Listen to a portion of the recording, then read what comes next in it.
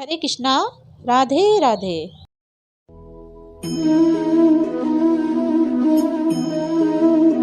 तो जी आज की वीडियो में मैं आपको एक लड्डू गोपाल की सच्ची कथा सुनाऊंगी।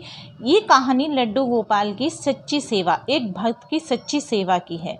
ये लड्डू गोपाल की कहानी और उनकी एक ऐसे भक्त की है जो निस्वार्थ भाव से अपने प्रभु की सेवा में लीन रहती है। अनजाने में ही सही, लेकिन वो ऐसा कुछ कर जाती है जो सिर्फ एक सच्चे भक्त ही कर सकता है।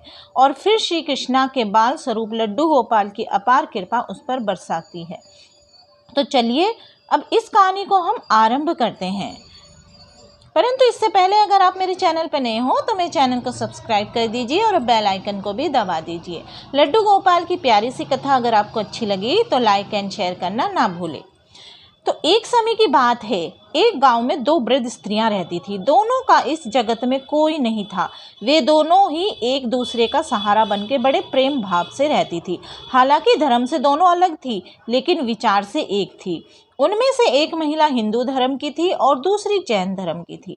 दोनों अपने ही धर्म के हिसाब से प्रभु की आराधना किया करती थी। उनमें से हिंदू धर्म की महिला थी, उसने अपने घर के मंदिर में श्री कृष्णा के बाल स्वरूप लड्डू गोपाल को बड़े प्रेम भाव से विराजमान किया हुआ था और उन्हें वे प्रतिदिन एक बालक के भांति प्रातःकाल नहला धुला के सुंदर वस्त्र आभूषण आदि पहनाकर तैयार करती थी। वे उन्हें एक बालक के समान ही मानती थी, इसीलिए कहीं भी बाहर जाती उनके लिए फल खिलौने आदि चीजें लेकर आती थी और प्रेम पूर्वक उनको भोग लगाती थी।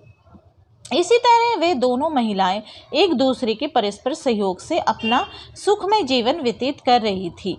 वे दोनों जब पूजा पाठ एवं सभी कामों से मुक्त होती तब बचा हुआ समय एक दूसरे के साथ सुख दुख बांटने और व्यतीत करती थी।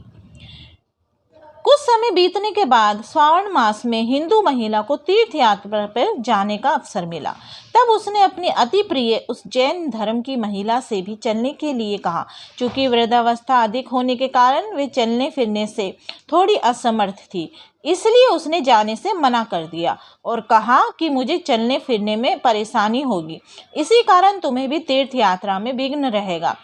तब वो हिंदू महिला उदास मन से तीर्थ यात्रा पर अकेले ही जाने के लिए तैयार हो गई और जाते वक्त उसने उस जैन महिला से कहा, सखी, मैं एक माह के लिए तीर्थ यात्रा पे जा रही हूँ। मेरे आराध्य श्री कृष्णा बाल स्वरूप लड्डू गोपाल का ध्यान रखना।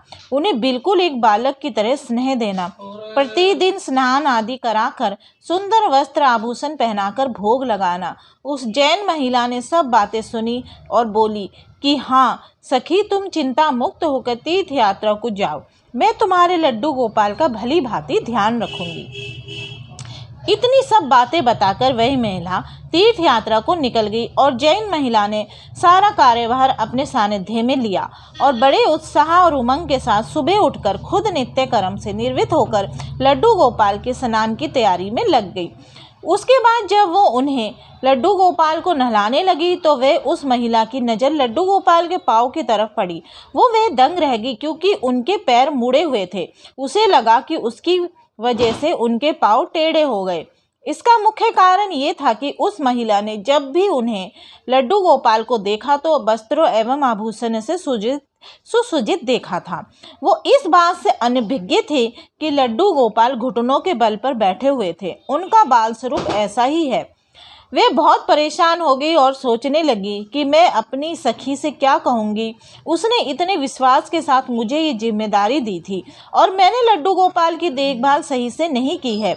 ये सब सोचकर वह चिंतन में बैठी ही थी कि उसे याद आया कि उसकी सखी ने कहा था कि लड्डू गोपाल सिर्फ एक प्रतिमा नहीं बल्कि जीवित होते हुए।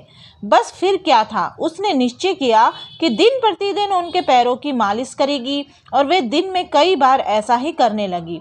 और जैसा कि श्री कृष्णा का स्वभाव है, वो है ही इतने कृपालु दया निधान। उस वृद्ध महिला की इस नादान भक्ति से वशीभूत होकर उन्होंने उस पर अपनी अपार कृपा लुटा दी और एक दिन वे महिला रोज की भांति प्रातःकाल उठकर लड्डू गोपाल को नहलाने का प्रबंध कर रही थी कि उसकी नज़र उनके पैरों पे पड़ी। उसे देखा कि उनके लड्डू गोपाल के पैर ठीक हो गए हैं। और ये सब देखकर वे वृद्ध महिला खुशी से फूली ना समाई और ये सारा वृतांत सुनने के लिए वे अपनी सखी का बेसब्री से इंतजार करने लगी।